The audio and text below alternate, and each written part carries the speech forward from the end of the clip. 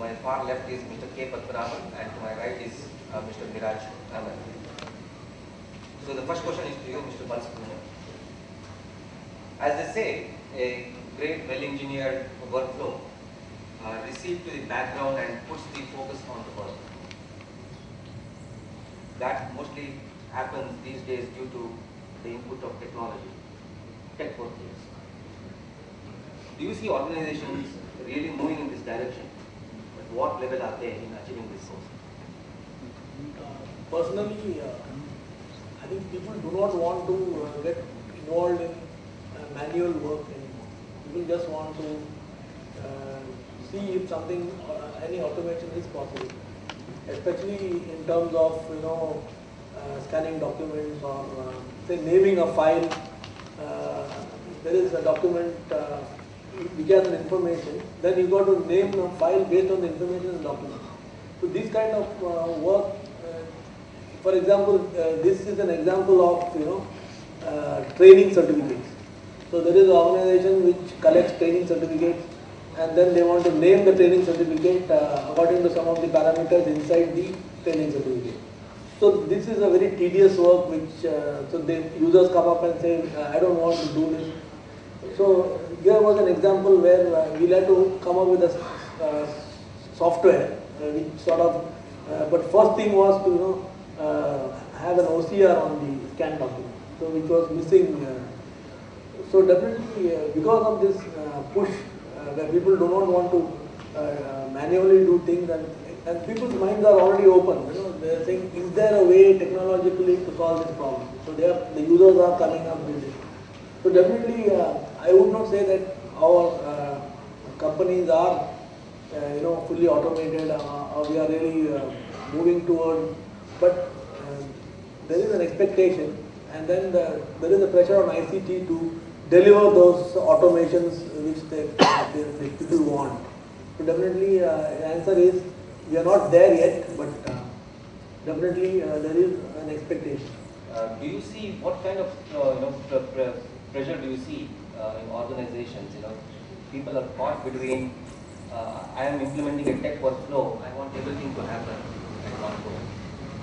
What kind of pressure do you see?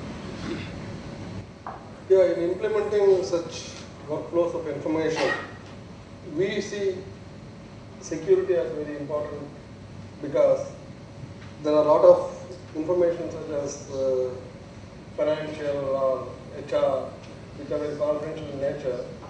So by increase of voluminous information, it will become more difficult to have the security in place. So by digitization, we can achieve this. That is the way organizations want to go ahead, reducing so that the cost of printing so much of information also, you can save the cost. So this way, security can be enforced by proper digitization and keeping them in place. In the workflow, what is flowing is information. And as you rightly said, Mr. Balsubrahmanyam, is that when we're using an OCR, once that information becomes searchable and accessible to a wider audience when needed, that is when it actually starts becoming really effective in getting work done. So that I think is something which is a very key ask from from a workflow perspective, which has to be addressed, and we are happy that it can be addressed as part of the solution. And Mr. Padmanabhan, you spoke about security, which is very clearly the fact that information is flowing, whether it is information which is flowing digitally or it is information which is flowing as a paper, which is getting printed as a paper. The important thing here is that information needs to be secure. And how we go about doing that is very clearly using automation. There are 3 steps by which it can be done. One is very clearly authorizing a set of users. That which set of users are authorized to do what? Right? Who's authorized to do what in terms of printing, scanning, in terms of the various functions of imaging and printing. The second thing is our ability to authenticate. Right? To give you an example, rather rather than print a document straight away, right? What is recommended, and which is part of part of our part of this workflow transformation and the MFPs that that we are discussing, is that it does not print immediately. You have to walk up to the printer, right, and authenticate yourself in terms of either in a very simple way, using a PIN number which you have to enter onto the printer, or it could be in terms of using a proximity badge, right? So we have all our smart card enabled badges, ID badges, or it could be even a biometric device, right? So it could be a fingerprint. It could be multiple ways by which you have to authenticate yourself. What does it do? It leads to the fact that documents which are printed are all picked up, so that information does not get compromised. Point number one. And point number two, it also ensures that documents which are printed and not picked up have a cost associated with it. So there are some statistics by some analysts which say that almost 20 to 25% documents which are printed don't get picked up, right? So it is a wastage of paper, it is a wastage of ink, and more importantly, right, it is that one single page which falls into the wrong hand, wrong information, which needs to be needs to be prevented. So very clearly, authorizing, authenticating, and by using some of these technologies, one can also audit. For instance, if I'm using my proximity badge, it tells the organization which group does the employee belong to, right? So that it can be charged correctly to that right center. So as a combination of all three, technologies are available which can ensure that printing is done securely, right? Data is not compromised either in terms of a digital data, or in terms of a print, or it is in terms of encryption of the hard disk, or encryption of the network on which data is flowing, right? And it can be secured absolutely in a foolproof and complete manner. So we are confident that that is a very key aspect which needs to be addressed, and it has to be addressed correctly. Mr. Balasubramaniam, I would like to ask you, from your experience of implementing workflows in cycle, what are the red flags that a company must recognize early in the day, so that that those red flags do not become a bigger problem and scuttle the entire workflow project? What do you think of those? First of all, when you are implementing a workflow solution, the technology itself is a red flag, because first of all, you discover that the printer doesn't do so many things which you want it to do. So this is the first time we have come up with products from HP which is well designed to do these workflows. Like it does OCR, enabling the OCR, and ability to edit those pages and arrange those pages right on the computer, on the printer itself. So these are all things, well thought out solutions. But the technology, if it is not correct, it will scuttle the process. So you tell HR guy, okay, now I got you the scanner, you do it. But probably he's doing it in a long-winded way, and you need more labor. And so this makes it slower. And then there's a demand that can I have a faster scanner? This scanner is too slow. And then there are other departments like finance who have tons of invoices and stored in a room, and they so far not thought of scanning it. Now they want to scan it. So the red flags are definitely the process itself and the technology. What Mr. Ahmad demonstrated or talked about in his talk about the scriptable commands that you can use in one of your products, Viraj. That's right. Those kind of solutions, those kind of products perhaps makes that usage of technology far easier. Now, do you see, Mr. Padmanabhan, organizations getting overwhelmed by technology sometimes? Now, how can they simplify it? Yeah, sure it does. In fact, due to this explosion of information, as rightly pointed out, there is a lot of clutter lying around. There is a problem of life cycle, managing the information, a lot of information. What you need may not be available. So the proper scanning and indexing, whichever is you need, you have to be able to locate it and use it. So that way this life cycle management is very important. Your information As long as it is useful only, you should have in the system. So a lot of decluttering has to be done. So I think your system will be able to help you remove the unnecessary things so that people will locate the necessary things in time, and that will be more useful to also it will save a lot of cost because a lot of space is being taken up by unnecessarily keeping a lot of information. That's actually well said. Basically what you are saying is, it's not just the technology. You've got to match technology with the kind of data that you are handling. Yes. So you can't expect everything, from technology. You've got to audit your entire information flow in your organization and adapt technology to it. Mr. Ahmed, I would like to bring up this question of, cost. That's perhaps on most people's mind out here. That's right. Yes, there is a cost of ownership. There is a cost of running. There is a cost of efficiency. But I would like to talk about the cost of efficiency more. From your experience, both Indian scenario and the global, how are companies looking at adopting non-optimized workflows? Workflows they will live with, probably just to justify the cost they have already sunk in. So, what's your experience in that?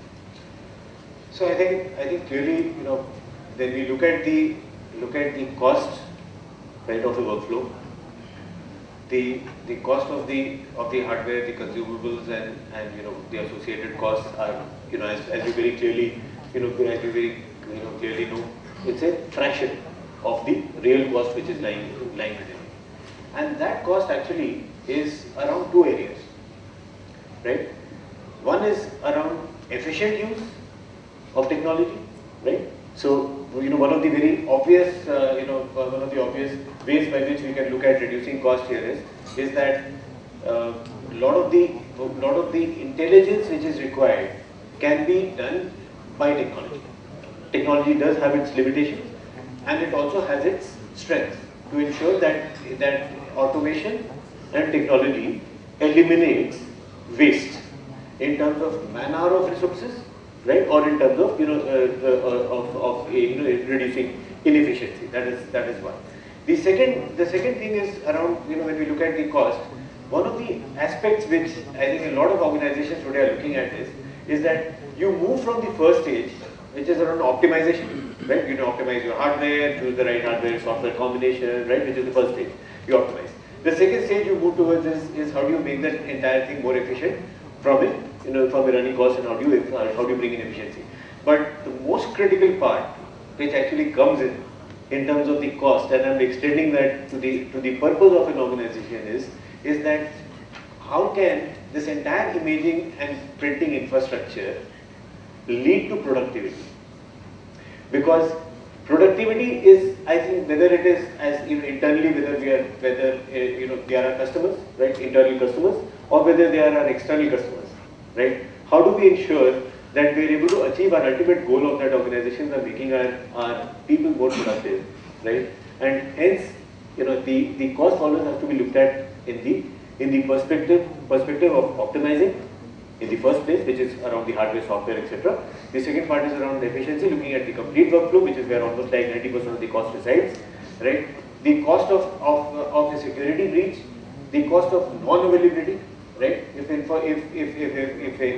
infrastructure is down and it is not available, what is the cost associated with that? So if you look at all these factors together, right, then you actually come up with the actual cost of running a workflow or in managing an infrastructure. And most importantly, what does it lead to?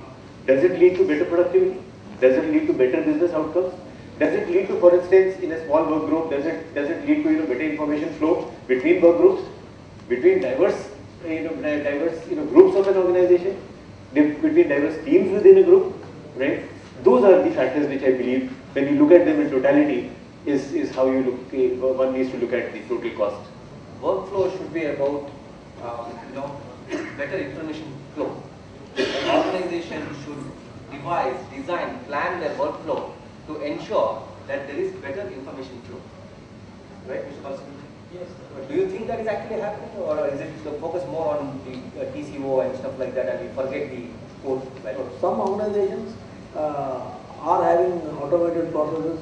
For example, ours is an engineering company with stress on producing documents which are related to the project, which could be and various disciplines have to interact with each other and give comments on each other's designs, so that there is a proper non-interference of the pipe with the tray and the tray with the structure and all this kind of thing.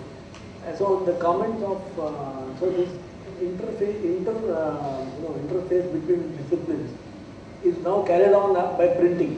People are not really redlining. Redlining is a technology. There are products available. Adobe is one of them. There are other products as well. Of course, it comes at a cost. You go to that technology supplier, it will cost you so many lakhs of rupees to buy that software which will redline, and then you to change your process from taking a print and writing with a pen, and rather than that you should see it on the computer itself and do redlining. So these are things some organizations have implemented, some organizations like my organization has not implemented. So it's a question of getting used to this new technology, new ways of working. But whether it is leading to more productivity, that is a moot point. Have you seen this kind of implementation where people move gradually to a full-fledged solution? They may start small and they expand into a full-fledged solution. What's your opinion? So in fact, the beauty of this entire thing is that, one, it has to be skill, right? It has to start with that. You can start with that first step, and it should be able to scale to the requirements of the organization, right? So it should be, you can stack it up, right? Build up.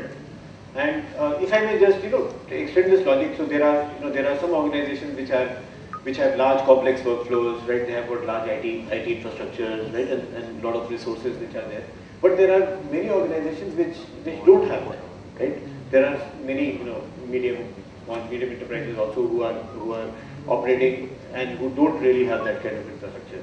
So a couple of things, which is the lodestone when you need to design a product is one that first, is it going to make a difference, right? Will it change the outcomes of an organization, even if it is a smaller organization, by adopting technology, right? We believe it is truly possible, right? So it can have a business outcome changing, result changing, impact. The second thing is it should be affordable, right? In the first place, you have to be able to acquire the technology, start using it, and then the third thing is it has to grow as your needs grow. So it has to be all three for it to be effective. And we truly believe that is what we are achieving with our products. That's wonderful that you talked about simple and complex workflows. I have a question to Mr. Padram. From a security point of view, there is a myth, or you should tell me whether it is really a myth, that simple workflows are far more easily securable than a complex workflow. What do you think? Well, as you rightly pointed out, it's a myth. Simple workflows are easily securable and all that. In fact, wherever there is a technology, always there is a resistance for change. Even you take some 20 years, 25 years back, when banks were doing manually, there was a lot of resistance for technology, thinking that, no, it is not safe, there is no security, we don't know what is inside and all that. But now no bank can run without their technology. Nobody can think of having a manual ledger nowadays. And you have what else? Internet banking, you can do whatever business with your mobile. All these things have come up. So the advanced technology will have more focus on security. So that way it is really a myth that normal simple workflows will have more security than one email. So you have technological workflows all around. You have computers, laptops, and suddenly something came in the shape of smartphones and tablets and stuff like that. How did it change the game in terms of work? So far it has not changed the game, because if you are going to scan documents, you still can't open it on the BlackBerry, it's too slow. You can probably open on the iPad, even then it's not so fast. So there are limitations to this technology. You cannot open large files. So it does not really change the game. So people may look at these things in their desktop and laptop, and they may not look at attachments when they are outside. They may just look at the email messages.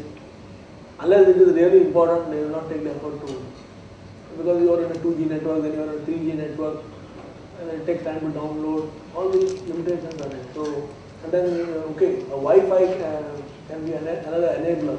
You have Wi-Fi, you can operate from the laptop, and you can fire a print, you can go to the projector. So I don't see the impact yet. Niraj, do you see MFPs fitting well in this whole universe? You have cloud at one end, you have all these devices, you have Wi-Fi at the other. How would MFPs fit in all these things? So very interestingly, one is that mobility is there to stay, right? So it's something which we access information using our mobile devices, and we are doing it increasingly, right? So there is a limitation, right? As the Balsubrahmanyam just said, that there is a limitation in terms of very large file sizes in case of engineering, files or something, which is there. But if you look at the general search for information, access to information on mobile devices is reality. Now let me look at it conversely. That if you are accessing information on a mobile device, and as we just discussed that with digital content increasing, there is also a desire and a need to print from a mobile device. So one of the common needs of customers today that we are seeing, and we are building all our products towards that, enabling our features right from high-end products like MFPs and even down to very entry-level products starting at 7,000 rupees. Is we recognize the fact that people want to print directly from their mobile device, whether it is their smartphone, whether it is a tablet, or it's or a notebook or any other device, and they want to do it wirelessly. Nobody wants to have the hassle of actually connecting a device so that it's now passive, gone. So the way we enable that is in two ways, right? In the proximity of the device, all the MFPs and a lot of our products are practically a huge range of our products supports wireless printing, and there are apps available for the most popular platforms, Android for instance, and then we have for Windows as well as for Apple, which is what we call AirPrint for Apple, which is embedded as part of the operating system, which allows you to print a photograph, a document, or a web page directly from your mobile device. That is one. Extending that to the next level is what in case you need to print a document not in the proximity of the printer. You want to print it in a very far off location. I'm sitting in Chennai, I want to print a document in Delhi. Somebody needs a document and I have it and I want to print that, right? Is it possible? Either from my laptop or from my mobile device. So the technology which allows that to happen is and we are the pioneers in the area of both wireless printing, and the technology which we use is called e-print. So the device, the MFP or the printer has got a unique email ID, and on that email ID, all you need to do is from any device which can send a mail. It can be a laptop or a mobile or or any device which can send a mail. Through e-print, it goes as a print command to that printer and prints. That's one. And not stopping there for an individual user, we have actually we have an enterprise version of that, which instead of actually going to a particular printer, it goes to a e-print server, right? And it gives you the flexibility to print to a host of devices, complete range of all the printers, whether they are old, new, any printer on that network, right? Through that print server, the e-print server, it can print on any device. So from a productivity perspective, it means that you are able to do exactly what a mobile device is expecting you to do. Being able to access information in real time, and being able to print and use that information exactly where you need it, when you need it, and how you need it. Viraj talked about a 20% wastage of printed matter. People take printouts, but they don't. They fail to pick it up. I would just like to, ask you first, what's it, from your experience, what have you found there? Is it true that it is 20% or is it more or less? It is even more, I think. If you are 25% or more. Mr. Balasubramanian? Absolutely. Every day you find plenty of mistakes. Because people generally give a print and they forget about the print. And then later on, when they go a bit delayed, the print is taken by somebody else. So they print again. I would like to, ask the audience to raise their hands if they agree with this. If they have also seen this phenomena of 20% and more. I have seen. So yeah, Pretty much goes a majority. yeah, I think that's one of the biggest thing. If at all we implement a good technological workflow And very easily implemented. very easily. Very easily. Yeah. Right, either in terms of PIN number or in terms of having using a proximity badge, right, or even using a biometric device. And in fact, for the enterprise, we can take this to the next level, right, which is what we call full printing. So when you print, it does not go to a printer; it goes to a print server, and then you can walk across. You might have given a printout on the first floor, and you need it for a meeting on the third floor. Go to the printer which is closest to that meeting room. Just either put your PIN number or put your badge, select your printer, and walk it. Yeah. The only drawback is if somebody else is going to collect the print. For you. Yes, that can always be. But if you are in the proximity, obviously it is somebody, either you have done it or somebody you have authorized somebody to do that. We will close the panel out here. I would like to thank Mr. Padmanabhan and Mr. Balasubramanian and Miraj for having this lively discussion today. I hope you all enjoyed.